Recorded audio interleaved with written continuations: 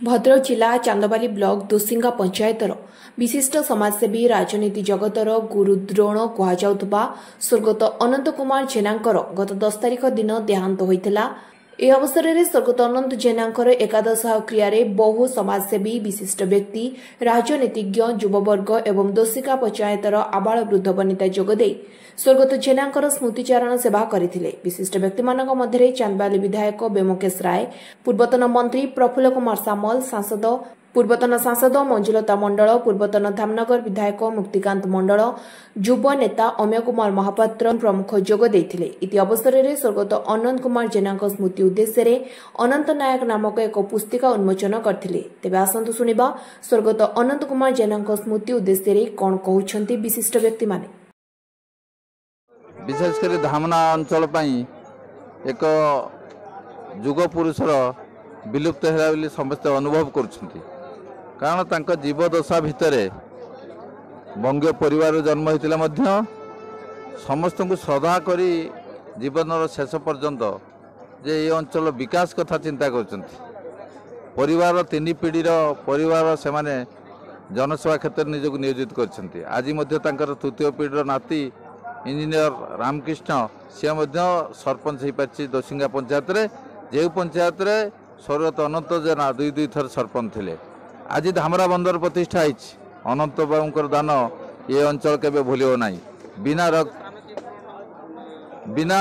बिना रक्तपात रे ये अंचल प्रतिष्ठा कर अनंत बाबू धामरा बंदर। आज धामरा बंदर को रास्ता है विभिन्न क्षेत्र में जाऊ आमे केवल तांकर एक पारिवारिक बंधु हिसाब रे एवं तांकर ये अंचल विकास क्षेत्र में आमे सब चिंतित। कारण वासुदेवपुर सहित धामरा एक अविच्छेद अंग था। परवर्ती समय आज धामरा अंचल वासुदेवपुर सहित नाई नथिले मध्य आज वासुदेवपुर टाउन कि वासुदेवपुर सहरांचल आज धामरार गेटवे।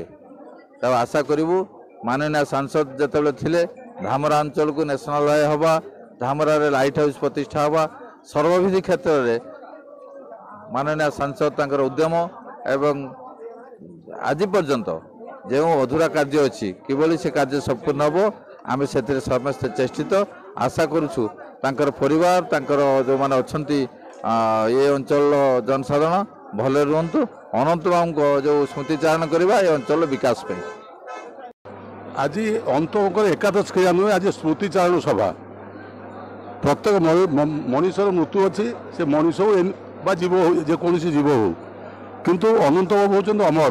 तांका ना अनंत से भी अमर कहीं से अंचल पर एभली कार्य करिसेंती। ये अंचलवासी तांको सबुबेले मन रखिबे। जो व्यक्ति की सबुबेले मन रखा जाए से तार केबे मृत्यु नाही। बेले बेले जीवित होइके मध्य जे हमको न पचारती से जीवित आम जहाँ कहती से बंचिकी मृत, किंतु अनंत बाबू मला पर से बर्तमान जीवित। ये अंचल में जितेबाला शिक्षार प्रसार नाला तो स्कूल करवा पिला पाठ पढ़ा साहाय्य सहयोग दवा विभिन्न जितेबाला कौन से असुविधा घटे से निजर होगी आगे आसती जहाँफल एत लोकप्रियता से बढ़े देते जे आप अनुभव कर सी तो सरपंच जेकोसी पंचायत निर्वाचन लड़ी जीति पिला भी जीति नाती भी जीतुं। तेणु जना पड़ुछि जे तांको लोकप्रियता केते अछि। लोकप्रियता खाली कथारे भाषण रहना, लोकप्रियता कार्य विश्वास हुए।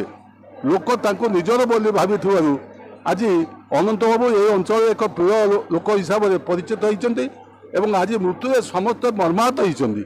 आज एत संख्यार ये आज ये जो शोक सभा उपस्थित होइचंती आपण एटू अनुभव करुवे दल मत निर्विशेष प्राय समस्ते ठीक आसचंती। तेणु एक आम कहवा आम अंचल सी गोटे गर्व गौरव थे आर देहांत आम अंचल व्यापक क्षति घटला। विशेषकर विजु जनता दल हिसाब से मुझे आम दलर क्षति घटला एवं मु अनुरोध करी जे ये जो क्षति घटी आमर कर्मी मैंने किभली पूरण करेंगे देखिए एवं ता सहित सर्वोपरि परिवार प्रति जो अपूर्ण क्षति होती दारुण दुख ताको जो पाई ये दारुण दुख को सह्य करने भगवान से शक्ति दिंतु। एति मोर कामना। अनंत बाबू तुम चिर अमर। शुणु अनंत बाबू को आदर्श को अनुप्राणित कले जी पारे सी अनंत बाबू हो पारे। आज आमर धामरा अंचल दोसिंगा अंचल ସ୍ୱର୍ଗତ ଅନନ୍ତ ବାବୁଙ୍କର ଏକାଦଶ କ୍ରିୟା ଉପଲକ୍ଷେ ଆଜି ସ୍ମୃତିଚାରଣ ସଭା ଆଜି ଅନୁଷ୍ଠିତ ହୋଇଯାଇଛି। ତେଣୁ ମୁଁ ଏହି ସ୍ମୃତିଚାରଣ ସଭାରେ ଯୋଗ ଦେଇଥିବାରୁ ନିଜକୁ ଧନ୍ୟ ମନେ କରୁଛି। ସ୍ୱର୍ଗତ ଅନନ୍ତ ବାବୁ ଏ ଅଞ୍ଚଳ ଜଣେ ବିଶିଷ୍ଟ ରାଜନୀତିଜ୍ଞ ଥିଲେ ଏବଂ ସେ ସାଧାରଣ ଲୋକଙ୍କୁ ଭଲ ପାଉଥିଲେ। ସେ ଅଞ୍ଚଳରେ କିପରି ଶିକ୍ଷା ବ୍ୟବସ୍ଥା, ସ୍ୱାସ୍ଥ୍ୟ ବ୍ୟବସ୍ଥା ଏବଂ ଗମନାଗମନ କ୍ଷେତ୍ରରେ କିପରି ଉନ୍ନତି କରାଯିବ ସେ ସର୍ବଦା ଚେଷ୍ଟିତ ଥିଲେ ଏବଂ ତାଙ୍କର ମଧ୍ୟ ପୁଅ ନାତି ସେମାନେ ମଧ୍ୟ ଆଜିର ଦିନରେ ସମାଜ ସେବାରେ ଅଛନ୍ତି। ଏବଂ ମୁଁ ଯେତେବେଳେ ସାଂସଦ ଥିଲି ବହୁତ ଥର ତାଙ୍କ ପାଖକୁ ଆସିଛି।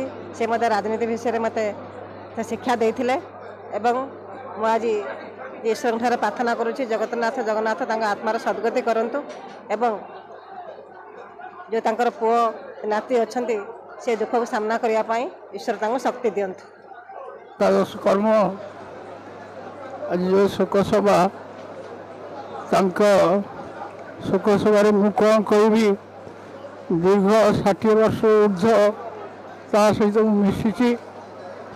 ତାଙ୍କର ଯେଉଁ କାର୍ଯ୍ୟକ୍ରମ ଲୋକଙ୍କୁ ଭଲ ପାଇବା, ଲୋକଙ୍କୁ ସ୍ନେହ କରିବା ଏବଂ ରାଜନୀତି କ୍ଷେତ୍ରରେ ଏ 3ଟି ପଞ୍ଚାୟତର ରାସ୍ତାଘାଟ, ସ୍କୁଲ, କଲେଜ, ବିଭିନ୍ନ ପ୍ରକାର ବ୍ୟବସାୟୀ ସବୁକିଛି ସେ ସୃଷ୍ଟି କରିଛନ୍ତି ଏବଂ ସର୍ବଶେଷରେ ସେଥିରେ ଧର୍ମପରାୟଣ ଠାକୁର ନିଗମାନନ୍ଦ ଦେବଙ୍କର ସର୍ବଭୌମ ବିଶ୍ୱ ସମ୍ମିଳନୀ ଅଦମ୍ୟ ସାହସ ଧରି ଏ ଅଞ୍ଚଳର ସମସ୍ତ ନେତା, ସମସ୍ତ ଶିଷ୍ୟ ଭକ୍ତଙ୍କୁ ନେଇକି ଯାହାକି କରେଇଥିଲେ, ସେ ଏତେ ସୁନ୍ଦର ହେଇଥିଲେ। ସାଧୁ ସନ୍ତମାନେ ସେଥିରେ ଅତ୍ୟନ୍ତ ପ୍ରସନ୍ନ ହୋଇ ତ୍ରୁଟିଶୂନ୍ୟ ଭାବରେ ଏ ସମ୍ମିଳନୀର ନାଁ ରଖିଥିଲା। ତେଣୁ ସେ ଆଜି ନାହାନ୍ତି।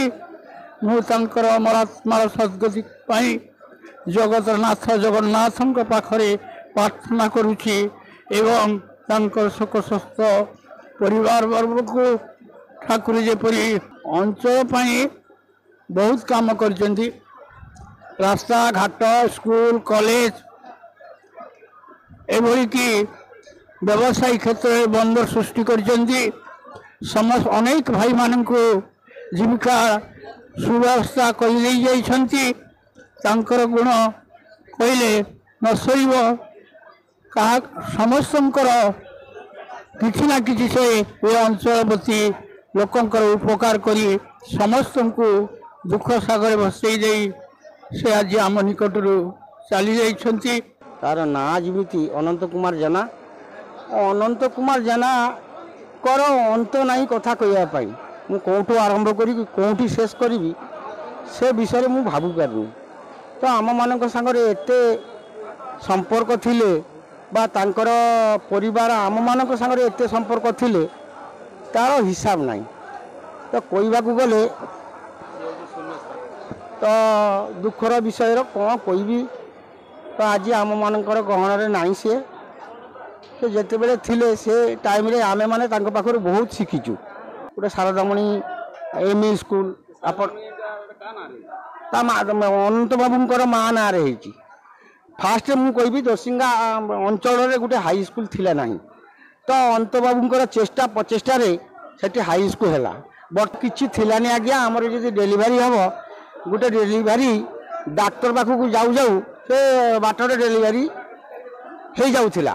କିନ୍ତୁ ଅନନ୍ତ ବାବୁ ଯେଉଁ ଦିନଠୁ ଆମର ହାଲ ଧରିଲା ସେଇ ଦିନଠୁ ଆମର ରାସ୍ତାଘାଟ, ନଳକୂଅ ସବୁ କିନ୍ତୁ ଓକେ ରଖିଛନ୍ତି। ତ ଆମେମାନେ ବାପା ମାଆକୁ ହରେଇଛୁ। ତ ସେ ମହାନ ବ୍ୟକ୍ତି ଚାଲିଗଲେ କିନ୍ତୁ ଆମର ଶୂନ୍ୟସ୍ଥାନ ହେଇକି ରହିଗଲା।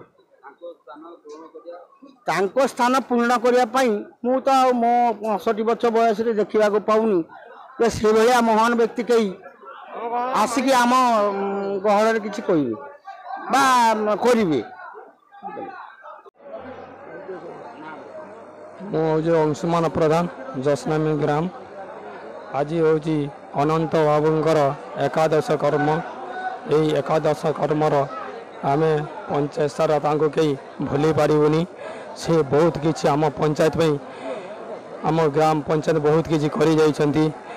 ସେ ବହୁତ କିଛି ମାନେ ସ୍କୁଲ ଘାଟ ମାନେ ହାଇସ୍କୁଲ, ଦୋସିଙ୍ଗା ହାଇସ୍କୁଲ, ବିଦ୍ୟୁତ ପାୱାର ଗୋଟେ ତାଙ୍କର ଦାନ ବହୁତ ରହିଛି।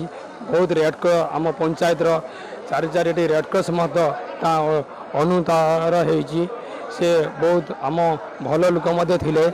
धामरारू नरेंद्र लेंका रिपोर्ट स्वतंत्र ओडिशा लाइव।